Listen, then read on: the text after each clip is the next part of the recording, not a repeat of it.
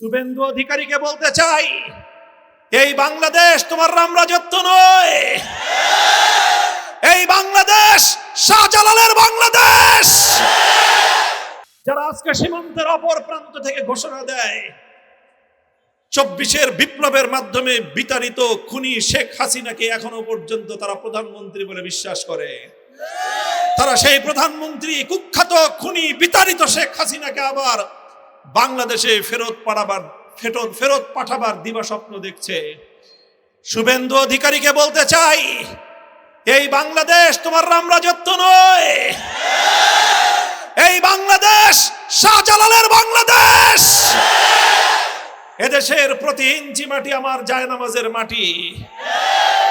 মুখ সামলে কথা বলবে।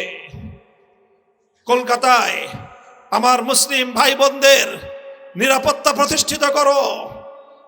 তুমি নির্বাচনে তোমরা বিজয়ের ঘোষণা দিয়েছ, তোমাদের বিজয় নিয়ে তোমাদের দেশেই অনেক সমালোচনা, অনেক বিতর্ক এবং অনেক সন্দেহ সংশয় রয়েছে। তোমরা তোমাদের দেশকে সামলাও, নিজের দেশ সামলাও। বাংলাদেশের দিকে চোখ তুলে তাকাবার দুঃসাহস করো না, পরিণাম ভালো হবে না। বাংলাদেশের মানুষ, বাংলাদেশ তোমাদের করুণার কোনো আর মুখ্যমন্ত্রী বাংলার ক্ষমতার মসনদে দেখতে চায় না। বাংলাদেশে এখন আমরা মনে করি একটি স্বাধীন সার্বভৌম রাষ্ট্রের আত্মমর্যাদা সম্পন্ন একজন প্রধানমন্ত্রী আছেন। আমরা তাকে বলতে চাই, আপনাকে যে প্রত্যাশা নিয়ে বাংলার মানুষ ক্ষমতার মসনদে বসিয়েছে, আপনি দেশের মানুষের সেই প্রত্যাশা পূরণ করুন। সীমান্তের অপর প্রান্তে শুভেন্দু অধিকারী যেই বাংলাদেশ বিরোধী, বাংলাদেশের স্বাধীনতা বিরোধী, বাংলাদেশের আভ্যন্তরীণ বিষয়ে উস্কানিমূলক যে মন্তব্য করেছে, সেজন্য তাদের দেশের হাই কমিশনারকে তলব করে সেজন্য প্রতিবাদ জানান, পদক্ষেপ গ্রহণ করুন। তারা এখন ষড়যন্ত্র করছে সীমান্তের অপর প্রান্ত থেকে, পশ্চিমবঙ্গ থেকে মুসলিম নাগরিকদেরকে তাদের সেখানকার শত শত বছরের আদিবাসের জায়গা থেকে উৎখাত করে নাগরিকত্ব বাতিল করে কোটি কোটি ভারতীয় মুসলিমদেরকে বাংলাদেশে পুশিন করার ষড়যন্ত্রের তারা ছক আঁকতেছে।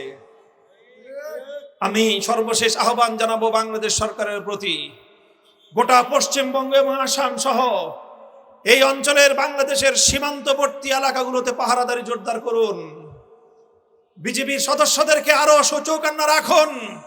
সীমান্তের অপর প্রান্ত থেকে আর কাউকে যেন পুশিন করে বাংলাদেশের দিকে ঢুকিয়ে দেওয়া যায়।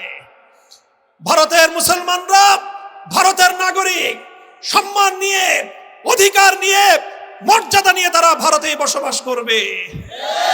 আমরা ভারতের মুসলমানদের প্রতি বাংলাদেশ থেকে সংহতি প্রকাশ করি। তোমরা নরেন্দ্র মোদীর হিন্দুত্ববাদের বিরুদ্ধে প্রতিরোধ গড়ে তোলো। বিশ্ব মুসলিম তোমাদের সাথে আছে ইনশাআল্লাহ।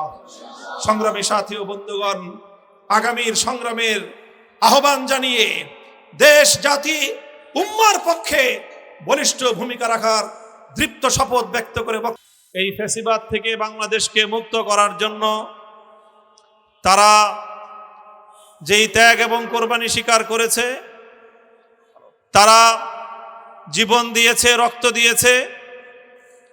এদেশের মানুষ বাংলাদেশ বিরোধী আধিপত্যবাদের হাত থেকে তাদের বাংলাদেশকে, মাতৃভূমিকে তারা মুক্ত করেছে।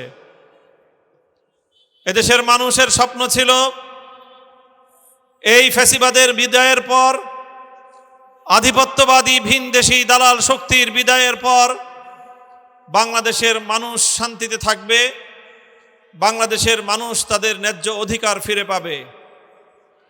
এদেশের মানুষ আশা করেছিল একটি স্বচ্ছ, নিরপেক্ষ, গ্রহণযোগ্য নির্বাচনের মাধ্যমে বাংলাদেশের মানুষ তাদের ভোটাধিকার প্রয়োগ করবে। বাংলাদেশের মানুষের স্বপ্ন ছিল যে তারা রাষ্ট্র ব্যবস্থা এবং রাজনৈতিক বন্দোবস্তে একটি আমূল পরিবর্তন সাধন করবে। এজন্য একদিকে যেমনিভাবে ত্রয়োদশ জাতীয় সংসদ নির্বাচন অনুষ্ঠিত হয়েছে, একই সাথে গণভোট হয়েছে যেই গণভোটের মাধ্যমে বাংলাদেশের সংবিধান, রাষ্ট্র ব্যবস্থা এবং রাজনীতিতে একটি ইতিবাচক পরিবর্তনের স্বপ্ন দেখেছিল বাংলার মানুষ। দুর্ভাগ্যজনক আমাদের দুর্ভাগ্য দেশের মানুষের, তারা যেই ভোট প্রদান করলো সেই ভোট দেওয়ার পরপরই তাদেরকে হতাশ হতে হলো। গণভোটের রায় বাস্তবায়ন না করে গণভোটটাকে ঝুলন্ত রেখে এদেশের মানুষের ম্যান্ডেটের প্রতি তাদের ক্ষমতাসীন সরকার বৃদ্ধাঙ্গুলি প্রদর্শন করল। এদিকে তারা ক্ষমতাসীন হলো, এদেশের ক্ষমতাসীন সরকার জাতীয়তাবাদ, ইসলামী মূল্যবোধের পরিচয় দিয়েই তারা বাংলাদেশে রাজনীতি করে। রাজনীতিতে ক্ষমতাসীন হয়েছে। আমরা যারা বিরোধী রাজনীতি করি, আমরা অব্যাহতভাবে বলে আসছি, বিগত দীর্ঘ ফ্যাসিবাদের সংগ্রামের পর যে সরকার প্রতিষ্ঠিত হয়েছে, আমরা সর্বতোভাবে সরকারকে সহযোগিতা করব। দেশের মধ্যে একটা স্থিতিশীল পরিবেশ সৃষ্টি করতে চাই, যেন পরাজিত বাংলাদেশ বিরোধী ভিন দেশের ক্রীড়নক ফ্যাসিবাদী শক্তি যেন আবার বাংলাদেশের ক্ষমতার মসনদে পুনর্বাসিত হতে না পারে। আমরা সে লক্ষ্যে কাজ করে যাচ্ছি। আমরা সেই আমাদের পার্শ্ববর্তী দেশ যারা কূটনৈতিক শিষ্টাচারকে উপেক্ষা করে বাংলাদেশের আভ্যন্তরীণ রাজনীতিতে দীর্ঘ 15 বছর পর্যন্ত অবৈধ হস্তক্ষেপ করেছে এবং তাদের সেবাদাসকে বাংলাদেশের ক্ষমতার মসনদে বসিয়ে রেখে বাংলাদেশের 18 কোটি মানুষের ভোটাধিকার নিয়ে তারা নির্মম পরিহাস করেছে। বাংলাদেশের মানুষকে তারা তুচ্ছ-তাচ্ছিল্য করেছে। যার প্রতিকার করেছে দেশের মানুষ, প্রতিকার করেছে রক্ত দিয়ে, প্রতিকার করেছে জীবন দিয়ে। তাই আজ সেই দেশের সেবাদাসী, কৃতদাসী, ফ্যাসিবাদী যুগের লেডি ফেরাউন বাংলার ক্ষমতার মসনদ থেকে শুধু নয়, বাংলাদেশের 55,000 বর্গ মাইলের এই সীমান্ত থেকে, এই মানচিত্র থেকে উৎখাত হয়ে গিয়েছে। এবং আমরা দৃঢ় আশাবাদী, এদেশের মানুষের জঘন্যতর এই খুনি আর কোনোদিন বাংলাদেশের মাটিতে পা রাখতে পারবে না ইনশাআল্লাহ। আমাদের প্রত্যাশা অনেক।